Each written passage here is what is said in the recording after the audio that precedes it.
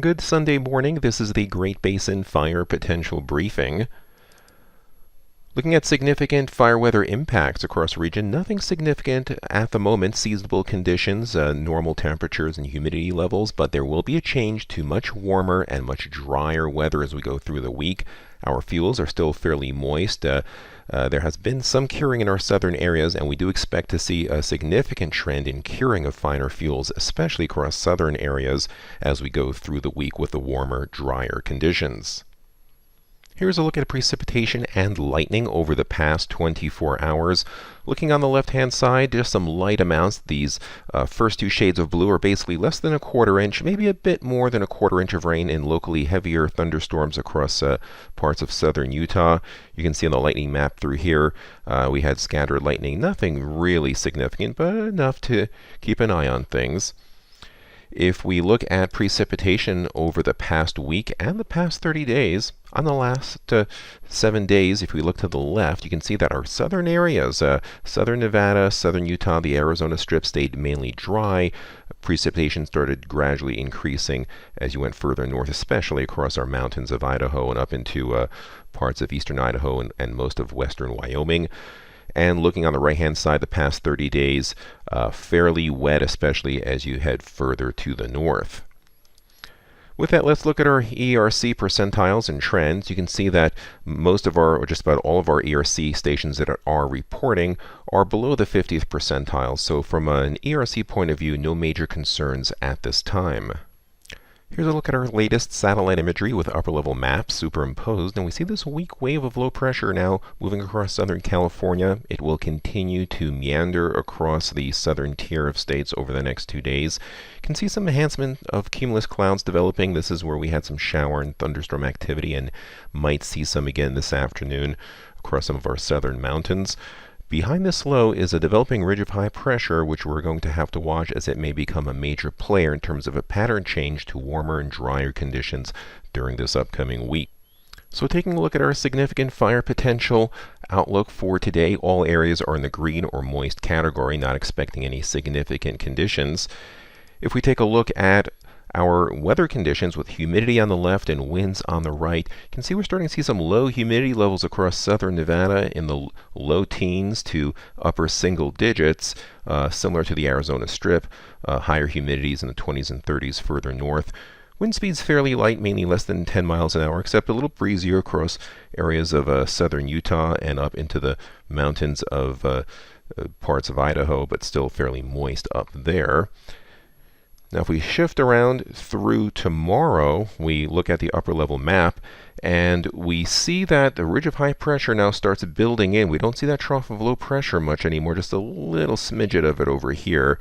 But we will see that drying trend, this drier air and this tannish shade here will start pushing off further to the east.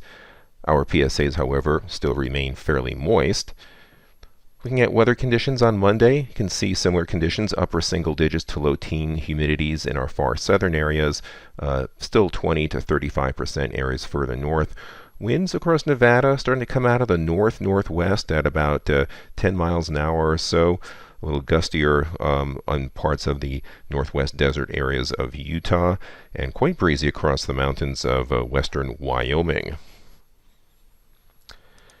Now if we take a look to Tuesday's map, you see that high pressure ridge now starting to get more firmly established. Those tannish, dry humidity levels now pushing into the western portion of the Great Basin.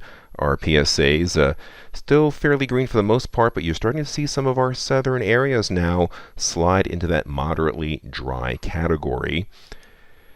And if we take a look at the weather again, humidity still upper single digits to low teens in southern areas, starting to dry out a bit across parts of Nevada and western Utah.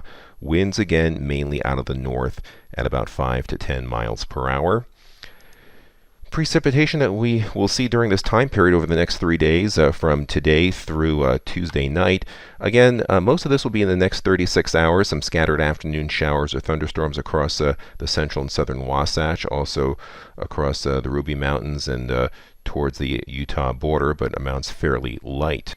Looking further down the road towards Wednesday, June 1st, you see that drier air intrusion now pushing all across most of the Great Basin with that warm, dry, high-pressure ridge. PSAs, again, mostly still moist except for our southern areas. As we look down the road further towards Thursday, again, the high pressure ridge centered right over us, still warm, still dry. Similar story with our PSAs. If we look at precipitation during this time period, we stay bone dry, so no precipitation of any kind of shower or thunderstorm activity is expected as we go from Wednesday into Thursday. And then as we go into Friday, we see that ridge of high pressure, again, nearly stationary, building across the area with dry conditions and hot weather as well. You can see our PSAs, a few more have popped into that moderately dry yellow category as that heat builds across the region. And then looking down the road for Saturday, still under high pressure. There's a low pressure system approaching from the Southern California coast, but moisture is very limited with it, so it will remain hot and dry. And you can see again our PSAs, some more have turned yellow, so again we are starting that trend with the critically dry conditions just to our south across central Arizona. And precipitation wise during that time period as we go through Friday and Saturday, no precipitation expected across the Great Basin.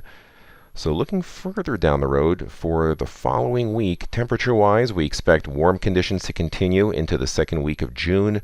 However, there is a change towards more moisture, more likely in the form of afternoon showers and thunderstorms, which should take the edge off of some of the drying that we'll be experiencing. This concludes our briefing. Have a great day. This briefing will now be issued 7 days a week as we are now into our fire season operations. Have a great day.